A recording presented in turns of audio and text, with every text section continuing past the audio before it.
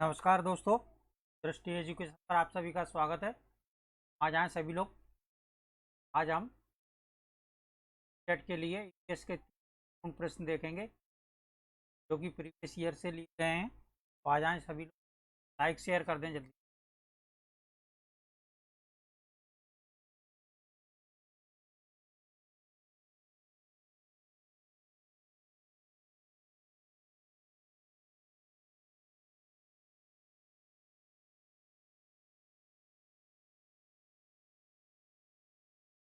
आवाज आ रही है आप लोगों को?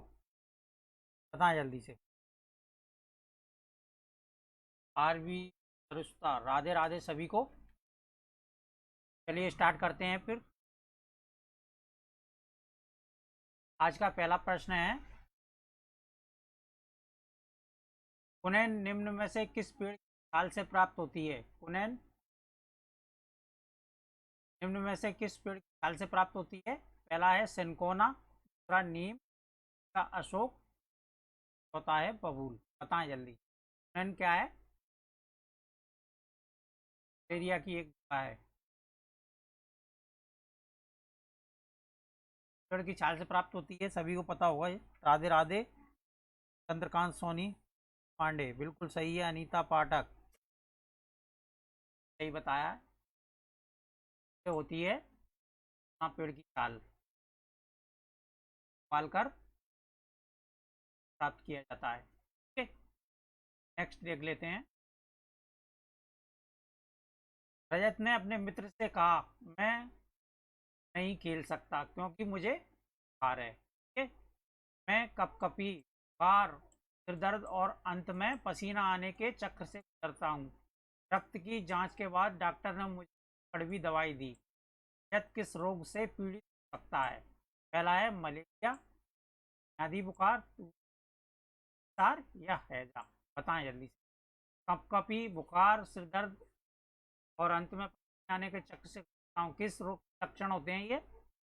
बताएं सभी। आशा पवार, राधे राधे सभी को। लाइक शेयर कर दें सभी। प्रीवियस ईयर के प्रश्न है, ध्यान रखें। वॉइस आ रही है क्लियर? पिंकी पांडे, आर भी सही है। तो ये रोग के लक्षण होते हैं कपकपी आना, बुखार, सिर दर्द, मलेरिया का।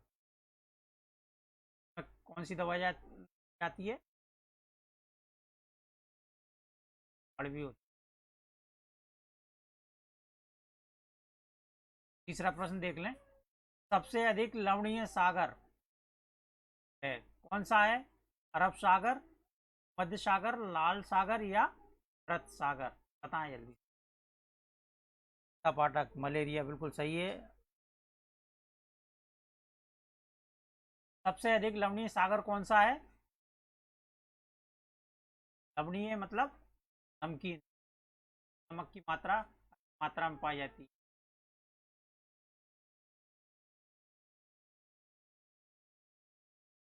कौन सा सागर है? मृत सागर। ठीक है, ध्यान रखें इसको, अक्सर एग्जाम में पूछा जाने वाला प्रश्न है। अगला देख लें। तरुण भारत संघ नामक समूह संबंधित है, बताएं किससे संबंधित है ये? तरुण भारत संघ नामक समूह।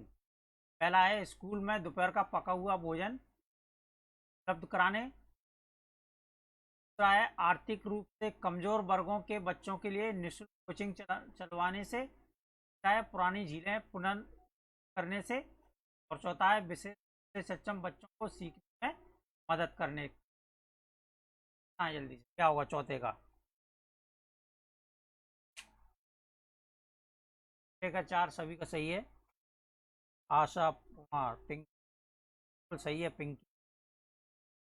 तरुण भारत संघ राज्य से संबंधित है, राजस्थान से। ठीक है? के संस्थापक कौन थे? राजेंद्र सिंह,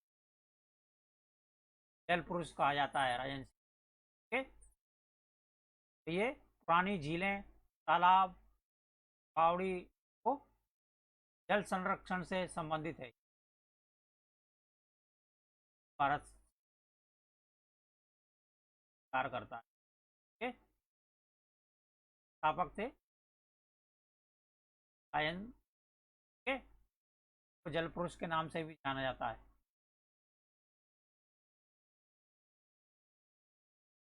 ध्यान रखें। अगला देख लें। पांचवा प्रश्न है, अल-बुरूनी कौन था? अल-बुरूनी कौन था? पहला है, वह एक यात्री था जिसने भारत के लोगों की संस्कृति का अध्ययन करने के लिए कश्मीर से कन्याकुमारी की तक की यात्रा की थी। दूसरा है, वह एक कुतुबशाही सुल्तान था जिसने हमारे देश में लगभग 40 वर्ष शासन किया। तीसरा है, वह अफगानिस्तान का एक व्यापारी था जो हमारे देश में मेवों के बाजारों का अध्ययन करने आया था। और चौथा है, वह उज्बेकिस्तान का यात्री था जिसने एक किताब लिखी जो हमारे देश के बारे में सहायक है। हाँ, अलबुरुद का सभी को पता होना चाहिए। ये से भी एक प्रश्न आ जाता है एग्जाम में।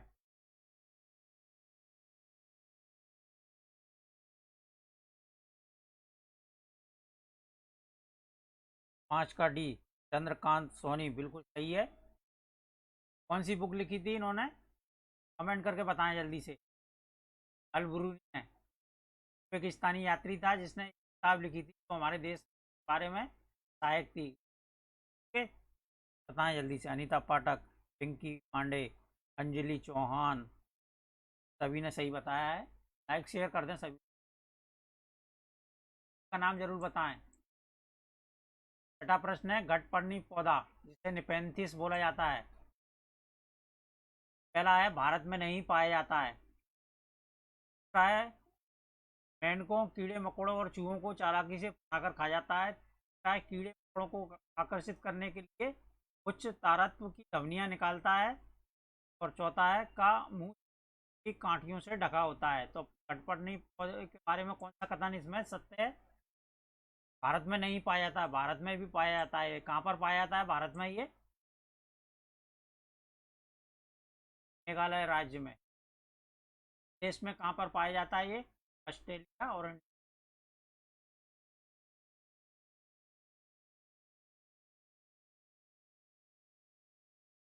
के भारत में पाया जाता है। तो इसका ऑप्शन सही हो जाएगा। मेंढकों, कीड़े मकोड़े और चूहों को चालाकी से फांस कर खा जाता है ये। ठीक है, और कीड़े मकोड़ों को आकर्षित करने के लिए उच्च तारत्व की ध्वनियां नहीं निकालता है। क्या निकालता है? विशेष गंध निकालता है। विशेष प्रकार की गंध होता गंध कुछ होता है, ये गंध निकलता है। ठीक है, ध्यान रखें। गलत हो जाएगा। वो छोटी छोटी कांटियों से ढका होता है, पत्तियों से ढका होता है। ये कांटियों से ढका होता है। किससे ढका होता है? पत्तियों। ठीक है, राइट आंसर आपका दूसरा हो जाएगा। रिंका कुमारी, बिल्कुल सही है, दो होगा। सभी ने सही बताया। आशा पवार। अगला देख लें। कांच के जार तथा बोतलों को में अचार भरने से पूर्व सूर्य की धूप में अच्छी तरह सुखाया जाता है। ऐसा क्यों किया जाता है? बताएं जल्दी से। पहला है, उनके तापमान में वृद्धि करने के लिए। दूसरा है, में से धूल को हटाने के लिए। और तीसरा है, नमी को पूर्णतः हटाने के लिए। और चौथा है, अचार को स्वादिष्ट बनाने के लिए। बताएं। कांच के जार तथा बोतलों को उनमें अचार भरने से पूर्व सूर्य अच्छी तरह से सुखाया जाता है। सभी को लोगों ने देखा होगा, अक्सर लोग अचार बनाते हैं, पहले उसको बर्नी को, कांच की जो बर्नी होती है, पाते हैं की नमी को पूर्णता से हटाने के लिए। ठीक है, ध्यान रखें। सात का इन सभी का सही है। अंजलि, चंद्रकांता, प्रिया। आठवां देख लें। ये इंपॉर्टेंट प्रश्न है। निम्नलिखित में से किसकी सुनने की शक्ति इतनी तीक्ष्ण होती है कि वह वायु से पत्तों के हिलने की ध्वनि और घास पर किसी जानवर के चलने की ध्वनि में अंतर कर सकता है? कौन सा जानवर होता है ये? गिद्ध, बाघ, गिद्ध, रेशम का कीड़ा या कुत्ता? हाँ, जल्दी से। क्या होगा आठ का? दिल्ली आनंद। निम्नलिखित में से किस की शक्ति तीक्ष्ण होती है कि वह वायु से पत्तों की हिलने की धमनी और घास पर किसी जानवर के चलने की धमनी में अंतर कर लेता है? बताएं जल्दी से। अंजलि बिल्कुल सही है। अंजलि जो होता है बाघ। ठीक है, ध्यान रखें। 8 का हो जाएगा पहला। प्रिया कुमारी सही है। नवा प्रश्न देख लें। पक्षी अपनी गर्दन बहुत हिलाते हैं, इसका कारण है कि क्या कारण हो सकता है? पक्षी बहुत गर्दन हिलाते हैं। का है कि कान पंखों के मध्य होते हैं, चाहे वे उड़ सकते हैं, चाहे पक्षियों की आंखों की पुतली घूम नहीं सकती, और चौथा है पक्षी की आंखें। क्या कारण होता है कि पक्षी अपनी गर्दन बहुत हिलाते हैं? हाँ जल्दी से, सभी को पता होना चाहिए। अंजलि चौहान 9 का 3 सही है। पक्षियों की आंखों की पुतली घूम नहीं सकती है। ये पक्षी क्या करते हैं देखने के लिए अपनी गर्दन को हिलाते रहते हैं। ठीक है, ध्यान रखें। 10वां देख लें। यदि हम पक्षियों का अवलोकन करते हैं तो हम ये पाते हैं कि अधिकांश पक्षी अपनी गर्दन अत्यधिक हिलाते हैं। इसका कारण यह है, क्या कारण हो सकता है इसका? पहला है अधिकांश पक्षियों के नेत्र स्थिर होते हैं और घूम नहीं सकते। दूसरा है इनके कान ढके होते हैं और वे उड़ सकते हैं। तीसरा है पक्षियों, और चौथा है इनके भिन्न भिन्न को एक फोकस कर सकते हैं। बताएं जल्दी से। 9 का 3 सभी का सही है। आशा, पिंकी, आरबी, सरुस्ता, अभिमन्यु यादव सही है। तो अधिकांश पक्षियों के नेत्र क्या है? स्थिर होते हैं। ठीक है, और घूम नहीं सकते, इसलिए अधिकांश पक्षी अपनी गर्दन अत्यधिक हिलाते हैं। ठीक है, तो ये प्रश्न ऊपर जो 9वां प्रश्न था थोड़ा एंड रूप में क्या है, इस तरह से चेंज करके आ जाते हैं, याद रखना। 11वां है कुछ पक्षी हमारी तुलना में 4 गुना अधिक दूरी तक देख सकते हैं। पक्षी पक्षी होते हैं तो हमारे हमारी तुलना में 4 गुना देख पाते हैं। पहला है कौवा, कबूतर, बुलबुल। दूसरा है बाज, कबूतर। तीसरा है चील, बाज, गिद्ध। और चौथा है फाख्ता, कौवा, मोर। बताएं कौन से पक्षी होते हैं जो हमारी तुलना में 4 गुना अधिक देख पाते हैं? अगर हम 2 मीटर देख पा रहे हैं तो ये पक्षी हम 4 गुना 8 मीटर है। ये बिल्कुल सही है सभी का। प्रिया, चिली होते हैं चील, बाज और गिद्ध। ठीक है, अगला देख लें। निम्नलिखित में से कौन अपनी मादा साथी को केवल उसकी गंध से कई किलोमीटर से पहचान सकता है? कौन सा जानवर होता है ये? हाँ, पहला है रेशम का कीड़ा, दूसरा बाघ, तीसरा गिद्ध, चौथा है बाज। बताएं इनमें से कौन अपनी मादा साथी को केवल उसकी गंध से कई किलोमीटर दूर से ही पहचान सकता है? बताएं जल्दी से। चंद्रकांत सोनिया का 11 का सही है सभी का। अंजलि, आशा या कुमारी 12 का ए। कौन सा है ये? रेशम का कीड़ा। ठीक है, अपनी मादा को की गंध से कई किलोमीटर दूर से पहचान लेता है। ठीक है, अंजलि चौहान। चलिए अगला देख लें। लाइक शेयर कर दें सभी लोग। डेली क्लास मिलेगी आपको। ठीक है,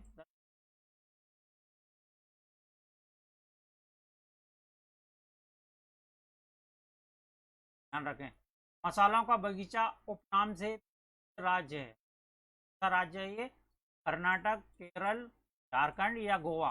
मसालों का बगीचा कहा जाता है, कहा जाता है, कमेंट करें जल्दी से। पाठक, आशा या कुमारी, क्या का ये हो जाएगा। मसालों का बगीचा के उपनाम से प्रसिद्ध है केरल। ठीक है, ध्यान रखें। मसालों के लिए ध्यान रखें। ऑप्शन 2 चंद्रकांत, अंजलि तो सही है। प्रिया कुमारी 13 का 2 होगा केरल। विकास कुमार श्रीवास्तव बिल्कुल सही है। 14वां प्रश्न देख लें। अबू धाबी के बारे में एक कथन वाला प्रश्न आया था। अबू धाबी के विषय में सही कथन चुनिए। सही कथन हमको देखना है। फर्स्ट कथन है, यह रेगिस्तानी इलाके में है अबू धाबी। ये बिल्कुल सही कथन है। अबू धाबी में जल पेट्रोल से महंगा है।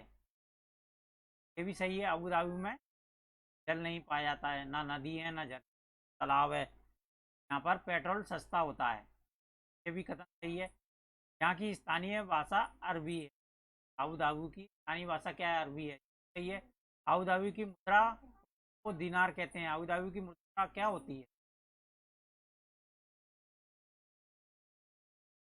ड्रम होती है। ठीक है? ध्यान रखें। ये कथन सही है आपके। पहला, दूसरा और तीसरा ये है ऑप्शन 2 के राइट आंसर हो जाएगा।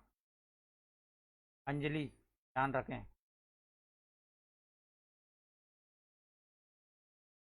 अंजलि प्रिया ध्यान रखें। ऑप्शन 2 सही है इसका। अबू धाबी की मुद्रा क्या होती है? दिरहम होती है, दीनार नहीं होती है। ध्यान रखें इसका। ठीक है, तो कथन 4 इसका गलत हो जाएगा। राइट है। 15वां देखें। नीचे दिए गए शहरों में से किस एक में रेत के पहाड़ जिन्हें रेत कहा जाता है? 8 जुलाई 2019 में आया था ये प्रश्न। बताएं। पहला है बर्लिन, दूसरा है थिम्पू, तीसरा है काबुल और चौथा है आबू धाबी। बताएं जल्दी से। नीचे दिए गए शहरों में से किस में रेत के पहाड़ जिन्हें रेत के पहाड़ कहा जाता है पाए जाते हैं? कहाँ पर पाए जाते हैं? 15 का 4 प्रिया कुमारी बिल्कुल सही है। ये कहाँ पर पाया जाता है? रेत के ठीक आबू धाबी में। ठीक है, ध्यान रखें। अगला देख लें।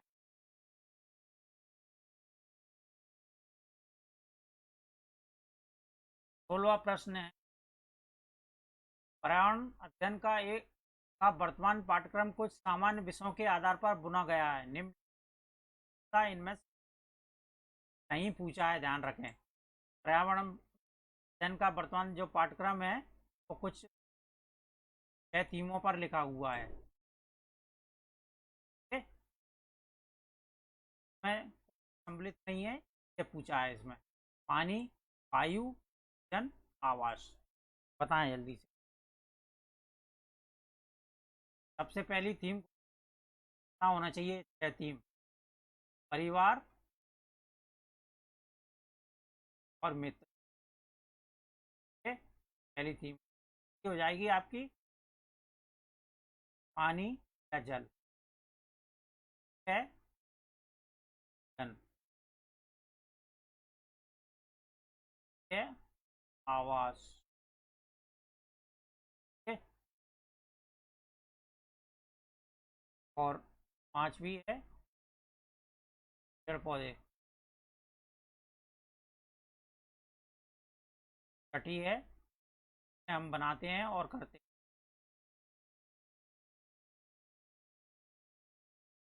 बनाते हैं और करते हैं।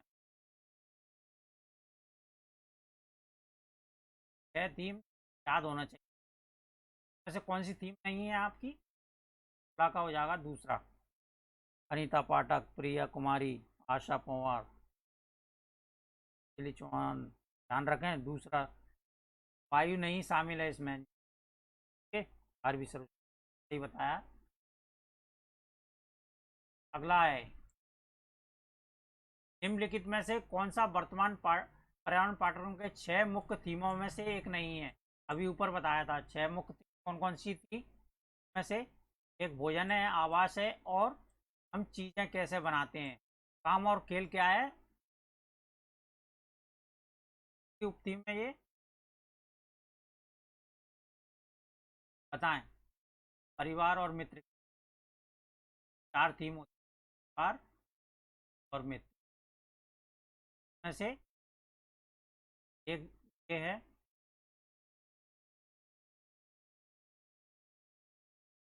संबंध,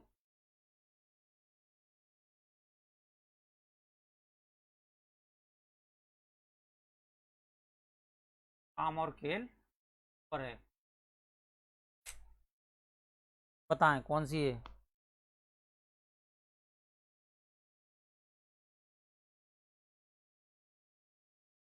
कमेंट करके बता दें जल्दी से।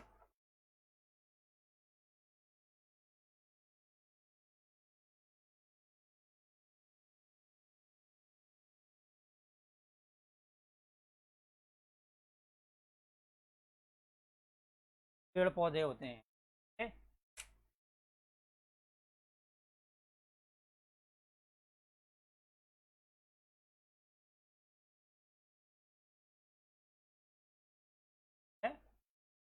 पहला है परिवार और मित्र, दूसरा भोजन, तीसरा है पानी, आवास, यात्रा।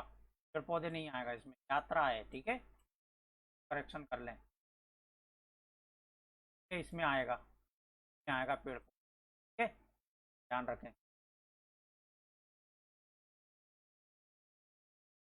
हो जाएंगी चार, जाएंगी। एक तो ये जानवर, संबंध, पेड़ पौधे और काम और खेल, ये चार उक्ति। अगला देख लें। 18वां प्रश्न है, यदि आप रेलगाड़ी द्वारा अहमदाबाद गुजरात जाएं तो आपको रेलवे स्टेशन पर अधिकतर बेचने वाले खाने की कौन सी चीजें बेचते हुए मिलेंगे। पहला है पूरी साग तथा ठंडा दूध, दूसरा है ढोकला चटनी गेहूं वाले चावल, तीसरा है छोले भटूरे तथा लस्सी, चौथा है इडली चटनी तथा बड़ा चटनी। बताएं क्या हो जाएगा इसका। 16 का दिल्ली आनंद बिल्कुल सही है। यहाँ पर क्या मिलेगा, ढोकला चटनी वाले चावल। ठीक है? गुजरात किस है, ढोकला के लिए। ठीक है?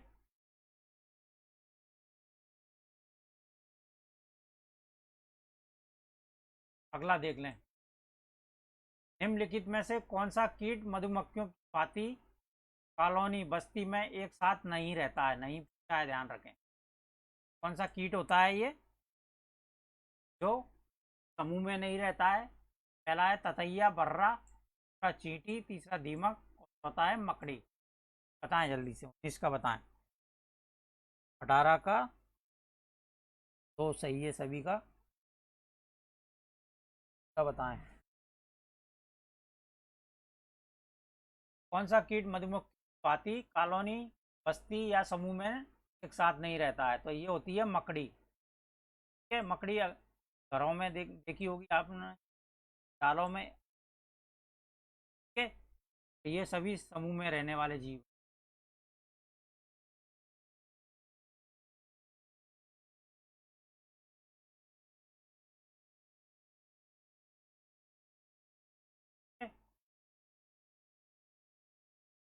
राइट आंसर हो जाएगा ऑप्शन 4। ठीक है, अगला है बिहार राज्य के लोगों के लिए मधुमक्खी पालन शुरू करने की सबसे अच्छी अवधि कौन सी होती है। पहला है जनवरी से मार्च, दूसरा है अप्रैल से जून, तीसरा है जुलाई से सितंबर और चौथा है अक्टूबर से दिसंबर। कौन सा समय सबसे उपयुक्त रहता है मधुमक्खी पालन करने के लिए। बताएं। अनामिका, आरबी सरुस्ता बिल्कुल, इसका 4 बिल्कुल सही है सभी का। मकड़ी अनीता पाठक, दिल्ली आनंद। तो ये हो जाएगा आपका अक्टूबर से दिसंबर के समय मधुमक्खी पालन करने का सबसे उपयुक्त समय होता है। ठीक है, प्रिया कुमारी, दिल्ली। अगला है खेजड़ी वृक्ष।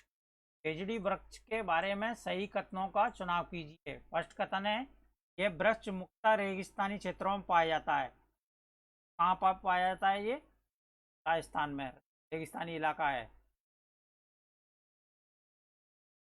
ठीक है, ये कथन आपका राइट हो जाएगा। से अधिक जल की आवश्यकता नहीं होती। ठीक है, ये भी कथन सही है। यह छायादार वृक्ष है जिसकी छाया में बच्चे खेलना पसंद करते हैं। और चौथा कथन है, यह अपने तने में जल एकत्र करता है और लोग पतले पाइप से इस जल को पीते हैं। कथन गलत है। इसके लिए सही है ये रेगिस्तानी योग। रेगिस्तानी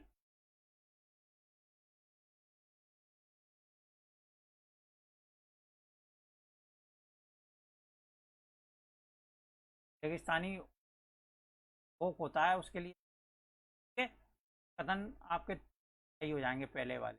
ऑप्शन था इसका राइट आंसर। ठीक है, ध्यान रखें।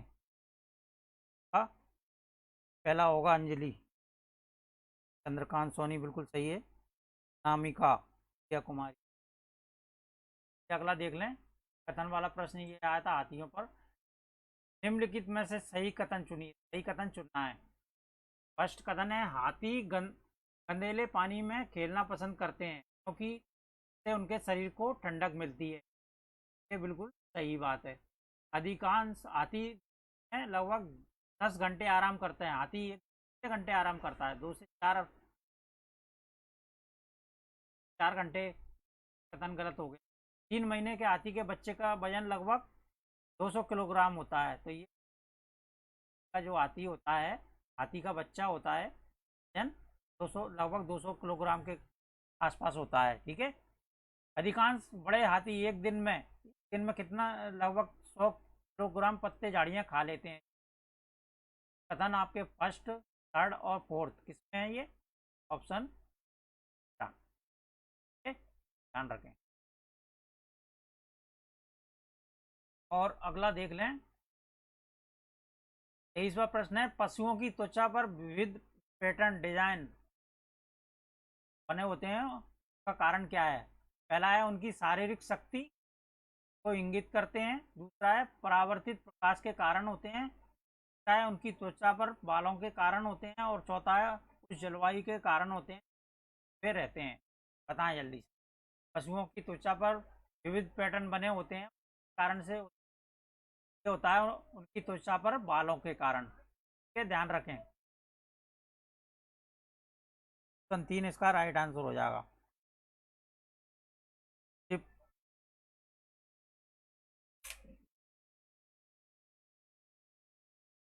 चलिए अगला देख लें। 24वां प्रश्न है, ग्रामीण क्षेत्रों में गाय के गोबर से झोंपड़ी की दीवारों को लीपा जाता है।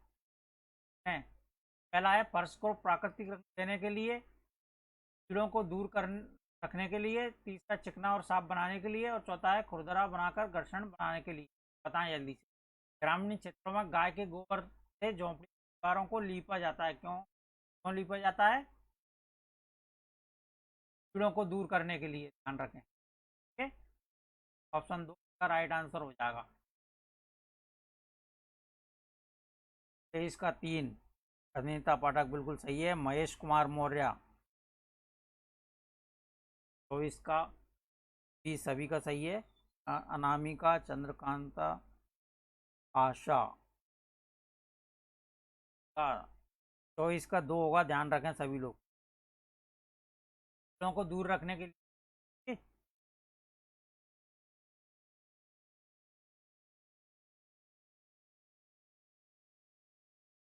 अगला प्रश्न है, प्याज, आलू, अदरक। पहला है जड़, तना, अपस्थानिक जड़ें और सल्क पत्र। क्या होते हैं? प्याज, आलू, अदरक तना होते हैं। पता होगा इसके बारे में तो। अगला देख लें। नेक्स्ट कथन वाला प्रश्न आ गया। ब्रेल लिपि के बारे में नीचे कथनों का अध्ययन कीजिए। ब्रेल लिपि के बारे में। ब्रेल लिपि की खोज किसने की थी? ब्रेल ने।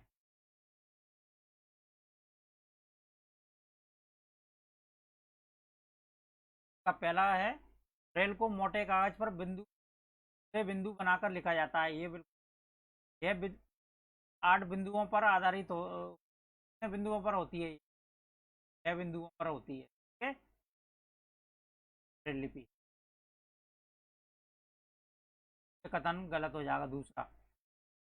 चाहे बिंदुओं की पंक्तियां किसी नुकीले औजार से बनाई जाती हैं। इन उभरे हुए बिंदुओं पर हाथ फेर कर पढ़ते हैं क्योंकि ये ब्रेली की दृष्टि जो लोग देख नहीं सकते आई गई है, हाथ पैर पढ़ते हैं। ठीक है, ये भी कथन सही है आपका। कथन पहला, तीसरा और चौथा, पहला तीसरा चौथा किसने, ऑप्शन का राइट आंसर हो जाएगा। ठीक है, दो बिल्कुल सही है, चंद्रकांत सोनी। 27वां देख लें, निम्न कौन सा विकल्प खाना पकाने की नहीं है, नहीं पूछा है। पहला है तलना, सेकना, भूनना, और चौथा है पकाना। खाना पकाने की विधि कौन कौन सी होती है, एक तलना होता है, सेकना होता है और भूनना होता है, और पकाना कोई विधि के राइट आंसर हो जाएगा चौथा, 27 का ध्यान रखें। और अगला देख लें, भोजन पकाने के एक ढंग भूनने का विकसित रूप, डेवलप होता है भूनने का। पहला है सेकना, तलना, उबालना, भाप द्वारा पकाना। भूनने का सबसे विकसित रूप होता है सेकना। ठीक है, सेक कर या भूनकर खाई जाती है चीज। हम ठीक है, और अगला प्रश्न देख लें, निम्नलिखित समूहों में से उस समूह को चुनिए जिसमें खाना पकाने के तरीके ढंग दिए गए हैं। खाना पकाने के तरीके या ढंग या विधि, उबाल कर, गूंथ कर, भून कर। ठीक है, सेक कर, उबाल कर, बेल कर, तल कर, भिगो कर, भून कर, और बताया सेक कर, तल कर, भून कर। उबालने के तरीके कौन कौन से, खाना पकाने के तरीके होते हैं, सेक कर खाया जाता है, तल कर और भून कर। ठीक है, ऑप्शन 4 इसका राइट आंसर है। और आज का ये इंपॉर्टेंट प्रश्न, लाइक शेयर कर दें सभी लोग। निम्नलिखित पक्षियों में से कौन झटके से अपनी गर्दन आगे पीछे कर सकता है। पहला है उल्लू, दूसरा कोयल, तीसरा कौआ और चौथा है मैना। बताएं जल्दी से, कौन सा पक्षी है जो अपनी गर्दन को झटके से आगे पीछे करता है, बताएं जल्दी से।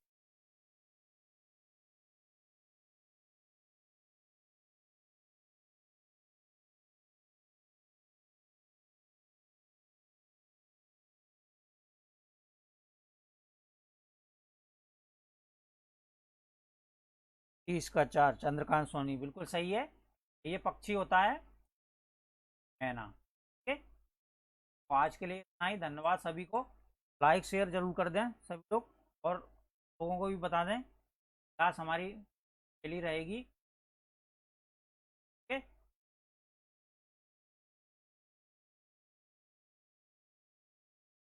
हरीश चंद्र हेमू, गुड नाइट सभी को, गुड नाइट।